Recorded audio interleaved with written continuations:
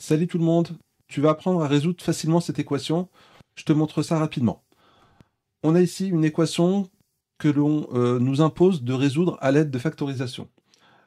Pour faire ça, ce qu'il faut faire, c'est essayer de trouver ce qu'on appelle un facteur commun. Donc regarde bien cette équation. Ici, on va remarquer qu'on a un x plus 6 ici et un x plus 6 qui est ici. On va pouvoir le mettre en facteur, très simplement. Donc x plus 6, je le mets en facteur et j'ouvre des crochets. À l'intérieur des crochets, comme j'avais un x plus 6 au carré, je vais devoir multiplier par x plus 6 ici. Donc x plus 6 fois x plus 6, ça nous donne x plus 6 au carré. Ensuite, le x plus 6 qui est ici, il est multiplié par 9x moins 2 avec un moins devant. Donc je vais remettre le moins et je vais mettre des parenthèses en mettant 9x moins 2. Je ferme les parenthèses, le crochet, et je remets mon 0.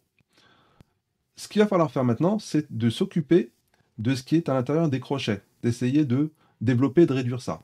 Donc je ne m'occupe pas du x plus 6 en facteur, je le laisse toujours comme ça. Et puis j'écris x plus 6. Donc je me débarrasse des parenthèses, plus qu'il n'y a pas de facteur devant, donc il y a un 1 qui est ici implicite, moins donc 9x. Alors comme on a un moins devant, le moins 2 va devenir plus 2, égale 0.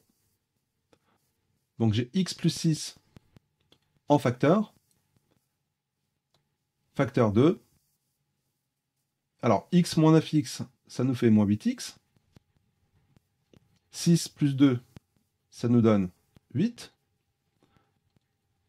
Et là, je me retrouve avec une expression qui est bien connue. Donc là, on remarque quoi? On remarque qu'on a ce qu'on appelle un produit nul.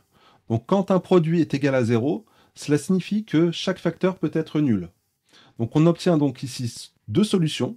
La première solution, ce sera la solution de l'équation x plus 6 égale 0. Et la deuxième solution, donc on va mettre un ou ici parce qu'on a ou l'une ou l'autre des solutions qui est valide. Donc ce sera moins 8x plus 8 égale 0. Donc ça, on sait résoudre, ça aussi. Donc x plus 6 égale 0, ça nous donne finalement x égale moins 6. Ou, pour la deuxième solution, moins 8x égale moins 8. Donc là, on a notre première solution qui est x égale moins 6. Ensuite, moins 8x égale moins 8. Ça va nous donner x égale moins 8 sur moins 8, soit x égale 1.